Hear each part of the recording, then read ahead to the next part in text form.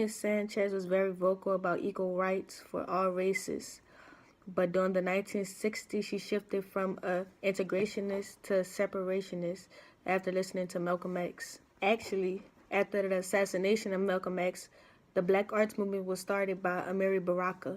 Sonia Sanchez was a very prominent figure in the Black Arts Movement, along with other writers like Nikki Giovanni, Maya Angelou, Hoyt W. Fuller, and Rosa Guy. Black Arts Movement pushed minorities to not assimilate their work and express their own culture and political agenda. Ideas of the Black Arts Movement closely followed the ideas of the Nation of Islam. And in 1972, Sonia Sanchez joined the Nation of Islam, but she eventually left a few years later after differences between what they believe women's rights should be. Sonia Sanchez was born on September 9, 1934 in Birmingham, Alabama. She was born in a very prejudiced and oppressive place for blacks, especially due to violence and Jim Crow laws. Sanchez was not only a feminist and a civil rights activist, she was a person who believed that blacks should be empowered, and she strove to do this. I asked my grandma, my grandpa, and my little brother a couple of questions relating to the poem and about the experience as a black person. And from their answers, I created this. I really aim to show the influence of Sonia Sanchez's poetry through looking at different perspectives.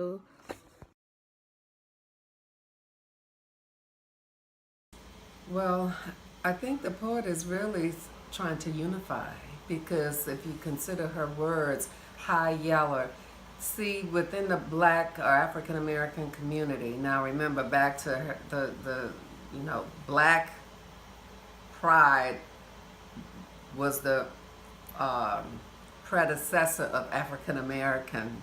So, but what she's a uniter. She's acknowledging what was intrinsic in the black culture at that time, and it still exists. You know, you had your light-skinned blacks. Blacks, first of all, we're a hue of all different colors, like she referenced in Curtis Mayfield's writings. Even within our own family, my father would call us, his children, a bouquet of roses because we're all different hues, from light to dark. And so that's really the essence of black. So prior to James Brown had saying "Say it loud, I'm black and I'm proud," calling somebody black was an insult. Not as bad as nigger, of course, but black people were referred to as Negroes or colors. Now colors was more demeaning, but it was still accepted phrase. But Negro was the what we considered the acceptable thing to call as opposed to colored. Negro, but black entered the lexicon in my life as a way to refer to who I am and all my relatives and just blacks in general. Was that hit from James Brown? It was transformational. I just could not in the United States of America, as far as I'm concerned, but I don't know any other life. But no, it's not easy being black because I personally have.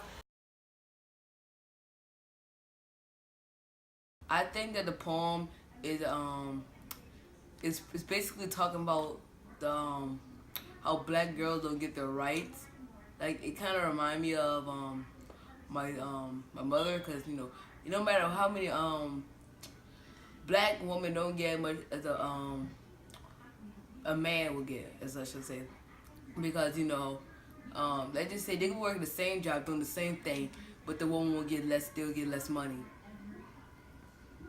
I think the girl in the poem trying to unite the colors, because some people don't like being the color that they want to be and that they are, and they don't accept their color because people talk about them. But the girl in the poem wants to unite the colors together. Like for instance, my school, St. Peter Claver, made me cough my hair because it's not school policy that that boys can have long hair, because they want to look civilized with the white folk. Empowered I thought it was very hard growing up black, and I think a lot of doors got shut, and discrimination was very awful when I was coming up. I think growing up as a black man today is a struggle and very hard.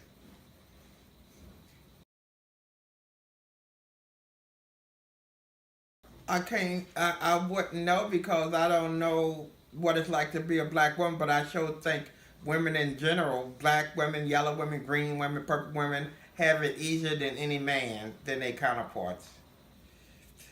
That's why I see women growing now because they don't have the same obstacles that a man have, a black man have especially, and I think their maneuverability is better. I also think society look at the black man and fear him or think he ain't about crap, and where they take a female and they'll nurture a female. A female unifying colors. I think she thought all the colors should be together.